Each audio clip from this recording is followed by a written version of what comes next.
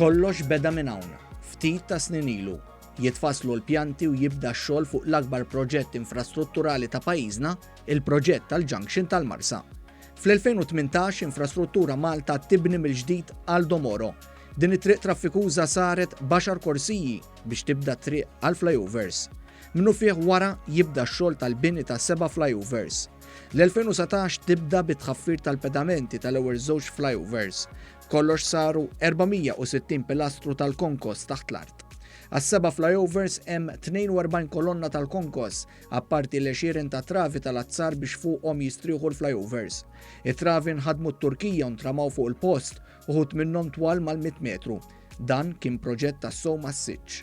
Qatt ma kien hawn flyovers f'Malta b'4 korsiji. L-istorja wriet li dan kien possibbli f'dan il-proġett tal-Junction tal-Marsa.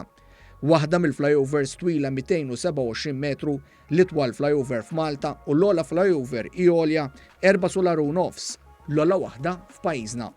Għal proġett li ġie inawgurat il-ħamis filgħaxija mill-Prim Ministru Robert Abela flimkien mal-Ministru għall-Infrastruttura u Trasport Ian Borg u s-Segretarju Parlamentari għall-Fondi Ewropej Stefan Zrinzo Azzoppardi intużaw ma' 7500 tunnellata ta' konkrita rampi u l-kolonni fost oħrajn.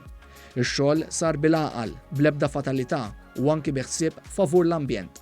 Fil-fatt fuq il-lan tax-xogħol kien hemm impjanti tal-konkos u tal-asfalt li frankaw mal-4500 vjaġġ ta' trakkijiet u 22,000 tunnellata inqas emissjoni fl-arja.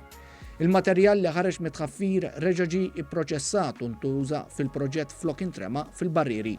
Ir-riżultat ta' dan kollu illum ma hemmx traffic lights, iżda 12 km ta' toroq mingħajr interruzzjonijiet. Min din ir-rotta jgħaddu mal-100,000 vettura kuljum u tħawlu 18,000 siġra u arbuxell. Hemm ukoll 3 km u nofs ta' passaġġ ċiklisti u żewġ pontijiet biex in-nies jaqsmu t-toroq. Il-proġett fih ukoll Park and Ride, 380 spazju ta' parkeġġ, 250 fanal fit-triq u kilometru 600 metru ta' dawl dekorattiv. Hemm ukoll ma' 6 km ta' crash barriers u fuq il-proġett ħadmu mal-200 persuna.